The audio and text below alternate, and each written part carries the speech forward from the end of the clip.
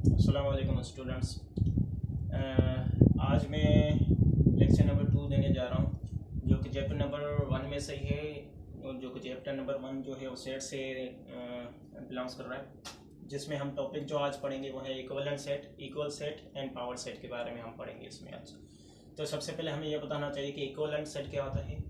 तो यहाँ पर इसकी डेफिनेशन जो लिखी हुई है वो ये है कि suppose A and B are two sets establishing one-to-one corresponding which can be written as the A equivalent to B is said to be equivalent set। ठीक है, तो इसमें कहने का मतलब ये है कि भाई अगर आपके पास दो सेट हैं, कोई भी दो सेट हैं, उन दो सेट को हम इक्विवेलेंट तब कहेंगे जब उनकी क्वांटिटी जो है वो सेम होनी चाहिए। जिस तरह मैंने ये एग्जांपल गिवन दी हुई है कि ए हमारे पास एक सेट है जिसके एलिमेंट जो है वो ए बी सी डी है, और बी हमारे पास जो सेट है जिसके एलिमेंट क्या है 1 2 3 4 है। अब मैं कह रहा हूँ कि ए जो है वो इक्विवेलेंट है बी के, क्यों? क्योंकि इनकी क्वांटिटी जो है वो सेम है, मतलब कि numbers of the elements of both sets are same. जो दोनों की जो नंबर ऑफ द एलिमेंट्स है क्वांटिटी वो सेम है, तभी इन दो सेट को हम क्या कहेंगे? इक्विवेलेंट सेट कहेंगे। ठीक है, इक्विवेलेंट सेट कहेंगे। अच्छा, उसके बाद हम आते हैं इक्विवेलेंट सेट, इक्वल सेट में। जब आपको इक्विवेलेंट सेट का कॉन्सेप्ट आ गया तो आप इक्वल सेट का भी इजीली अंडरस्टैंड कर लेंगे कि इक्वल सेट किस तरह हम आइडेंटिफाई कर सकते हैं अगर आप इक्विवेलेंट के बारे में जान चुके होंगे। तो इक्विवेलेंट में जैसे इनकी क्वांटिटी सेम होनी चाहिए। इक्वल सेट में कह रहा है suppose set P and Q are any two sets which having a form P is equal to the 1 2 3 4 5 and Q is equal to the 3 1 5 2 4। ठीक है, तो हम कह रहे हैं कि भाई P and Q are equal। क्या कह रहे हैं कि भाई P एंड Q इक्वल, ये दोनों आपस में इक्वल हैं। क्यों इक्वल हैं? ये इक्वल इस वजह से हैं क्योंकि आप देख सकते हैं कि इसके एलिमेंट कितने हैं 1 2 3 4 5। Total numbers of the element 5 हैं। यहाँ भी टोटल नंबर्स ऑफ एलिमेंट कितने हैं? यहाँ भी 5 हैं।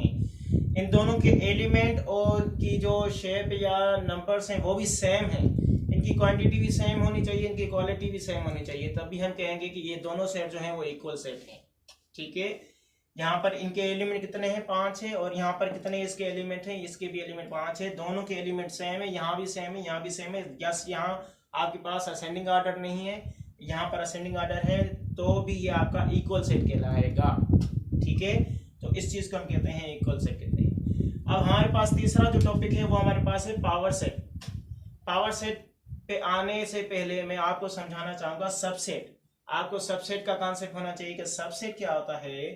सबसेट की डेफिनेशन मैंने यहाँ लिखी हुई है कि if each element of set A is also an element of a set B then the set A is called the subset of the B.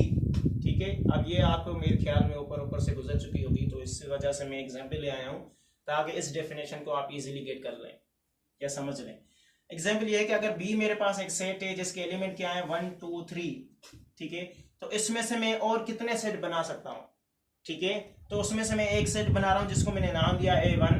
अब A1 जो है वो इसी B में से ही कुछ एलिमेंट्स उठाऊंगा, या साथ तीनों के तीनों उठा लूं, या कुछ एक उठा लूं, या दो उठा लूं। तो वो मैंने A1 उठाया जिसमें एलिमेंट क्या थे 2 और 3 उठा लिया। ठीक है, तो मैं कहूंगा A1 is the subset of a B। क्यों? A1 के जो एलिमेंट है वो मैंने B में से लिए हुए हैं। ठीक है, तो A1 जो है वो सबसेट है किसका? B का। और इसी तरह अगर A2 में सेट बना रहा हूं जिसके एलिमेंट क्या है 1 और 2, और 1 और 2 क्या है? वो 1 और 2 also a member of the set B, तो मैं कहूंगा कि A2 भी आपका सबसेट है किसका? B का। इसी तरह A3 जो है, A3 वो भी मैंने एक सेट बनाया जिसके एलिमेंट जो है वो 20 के एलिमेंट से ही उठाए हुए हैं। तो B के एलिमेंट 1 2 3 है, तो A3 के मैंने एलिमेंट कौन से उठाए? 1 3। तो A3 is also a subset of the B। तो इसी तरह आप बहुत सारे सबसेट बना सकते हैं किसके? B के, जिस तरह मैंने अभी ये आपके सबसेट बनाए हैं। सबसेट के बारे में जैसे कि मैंने आपको बताया कि पावर सेट को समझने के से पहले आपको सबसेट के बारे में पता होना चाहिए। तो आइए पढ़ते हैं पावर सेट होता क्या है। The set of all possible subset of a set A is called power set of a A and is denoted by the P of A। ठीक है, इसको हम डिनोट करते हैं P of A से। इसका कहने का मतलब ये है कि अगर आपके पास कोई A सेट है तो उसके टोटल पॉसिबल आप सबसेट बना रहे हो, तो आपने सारे उसके पॉसिबल सबसेट बना लिए, तो उसको आप कहेंगे पावर सेट। ठीक है, तो यहाँ पर डेफिनेशन भी उसी चीज को रेफर कर रही है। जैसे कि मेरे पास एक एग्जाम्पल है, a is equal to the A B and C, तो इस a के टोटल सबसेट में कितने बना सकता हूँ, टोटल पॉसिबल सबसेट में और कितने बना सकता हूँ। तो मैंने यहाँ इसके सारे सबसेट बनाए हुए हैं। वो क्या है, एक नल सेट, दूसरा a b c, A B C हो गया। उसके बाद मैं फिर दो वाले टर्म यूज करूंगा, ए बी ए सी और बी सी, ठीक है। आखिर में मैं करूंगा ए बी सी। अगर अच्छा यहाँ पर आपने अगर पावर सेट बनाने हैं तो उसको बनाने का तरीका यह है कि आपने रिपीटेशन नहीं करनी, और दूसरा हमेशा असेंडिंग ऑर्डर में चलना है। असेंडिंग ऑर्डर में जो सबसे पहले आता है, जैसे ए पहले आता है तो वो ही पहले रखना है। ऐसे नहीं हो कि बी ए या सी बी, इस तरह आपने नहीं रखनी है, ठीक है। जो पहले नंबर आए, मतलब जो पहला लेटर आए या जो पहला नंबर आए असेंडिंग ऑर्डर में, वही पहले आपने रख के असेंडिंग ऑर्डर में उसके सेट बना लेने हैं। तो वो इसका क्या कहलाएगा, सबसेट कहलाएगा, ठीक है। तो इसके टोटल सबसेट कितने बने, इसके टोटल सबसेट जो है वो 8 बने। हमारे पास एक फार्मूला भी होता है जो कि हमें बताता है कि भाई कि आप किसी भी सेट के कितने एलिमेंट चेक करके कितने उसके सबसेट बना सकते हैं। कि हमें पता है कि ए के कितने एलिमेंट है, ये 3 है। ये 3 क्या है, हमारे पास कार्डिनैलिटी ऑफ दी ए है। कार्डिनैलिटी को हम शो करते हैं numbers of the element of A. इसका मतलब है cardinality of A, numbers of element of A और cardinality of A are both same. तो हम कहेंगे कि इस सेट के एलिमेंट टोटल कितने हैं, वो है आपके पास 3। कितने, 3। तो हमारे पास एक फार्मूला होता है जो कि हमें बताता है कि भाई आप इसके टोटल पॉसिबल सबसेट कितने बना सकते हो।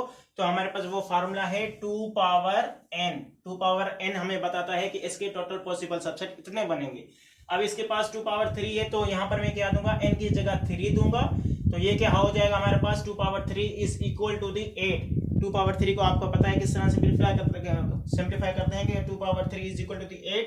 तो यहाँ पर इसके जो टोटल पॉसिबल सबसेट बने हैं वो कितने बने हैं, वो भी आपके पास 8 ही बने हुए। आप चेक कर सकते हैं, 1 2 3 4 5 6 7 और ये 8, टोटल 8 इसके पॉसिबल सबसेट बन चुके हैं, ठीक है। अच्छा, अब हम आते हैं एक्सरसाइज पर। एक्सरसाइज क्या है, 1.2 है। इसमें हमें क्या बताना है कि इसमें क्वेश्चन नंबर 1 कह रहा है कि find that the following pairs of the set are equivalent or not.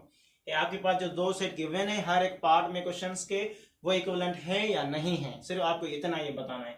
अब जिस तरह पार्ट ए में गिवन है कि भाई ए आपके पास ये सेट है और बी आपके पास ये सेट है, जिसके एलिमेंट क्या है 1 2, और बी के सेट के एलिमेंट क्या है 1 2 1 3 एंड 7 है। तो हमें पता है कि इनकी क्वांटिटी सेम नहीं है, तो ये आपस में इक्विवेलेंट सेट नहीं थे, तभी ये बहुत ही सिंपल है।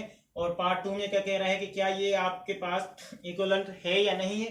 तो हमारे पास क्या है, ए के एलिमेंट 0 1 2 3 4, मतलब टोटल एलिमेंट ए के कितने 5 हैं, और बी के टोटल एलिमेंट कितने हैं, यहाँ भी इसके 5 हैं, ठीक है। तो आपके पास ये